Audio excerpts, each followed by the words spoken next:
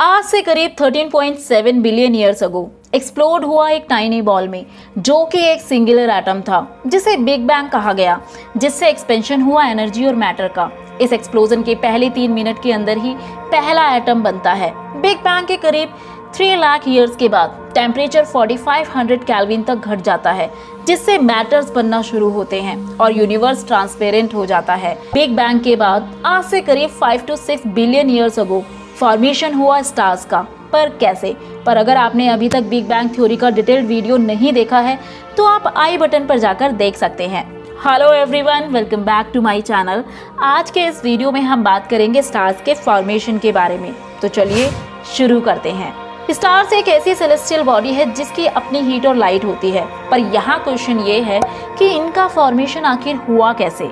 जैसे कि हम पहले भी जान चुके हैं कि बिग बैंग के बाद जब यूनिवर्स अर्ली स्टेज में था तब मैटर्स और एनर्जी का डिस्ट्रीब्यूशन सेम नहीं था, जिस वजह से मैटर्स की डेंसिटी में डिफरेंस आया। यानी कुछ मैटर्स में डेंसिटी ज़्यादा थी तो कुछ में कम, जिससे इन मैटर्स के ग्रेविटेशनल पुल में भी डिफरेंस आया। ज़्यादा डेंसिटी वाले मैटर्स में ज़्यादा ग्रेविटेशनल पुल था और कम डेंसिटी वाले मैटर्स में कम ग्रेविटेशनल पुल था, और जिस वजह से ज़्यादा डेंसिटी वाले मैटर्स ने कम डेंसिटी वाले मैटर्स को अपनी तरफ अट्रैक्ट करना शुरू किया, और जिससे इन मैटर्स का एक्यूमुलेशन होना शुरू हुआ और फॉर्मेशन हुआ नेबुला का।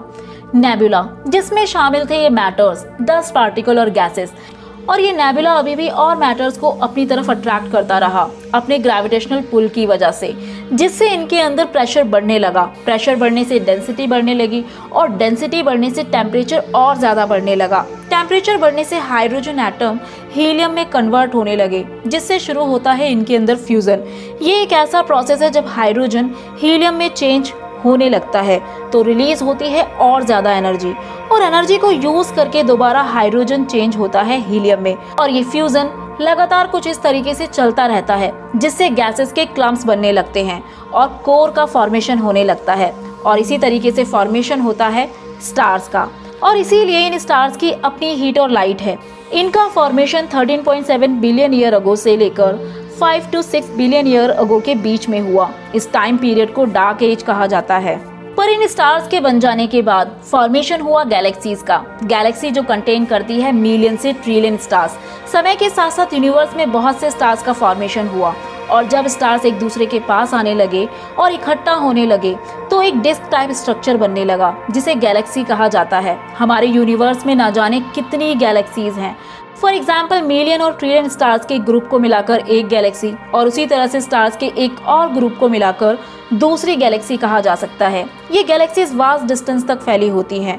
एक इंडिविजुअल गैलेक्सी के डायमीटर का रेंज 80,000 to 1,50,000 लाइट ईयर्स हो सकता है। इन गैलेक्सी के बीच के डिस्टेंस को मेजर किया जाता है लाइट ईयर्स में। लाइट ईयर से हमारा मतलब है जब हम डिस्टेंस को लाइट से मेजर करते हैं। फॉर एग्जाम्पल लाइट 3 लाख पर सेकंड की स्पीड से ट्रैवल करती है, यानी लाइट 3 लाख किलोमीटर का डिस्टेंस 1 सेकंड में पूरा कर लेती है।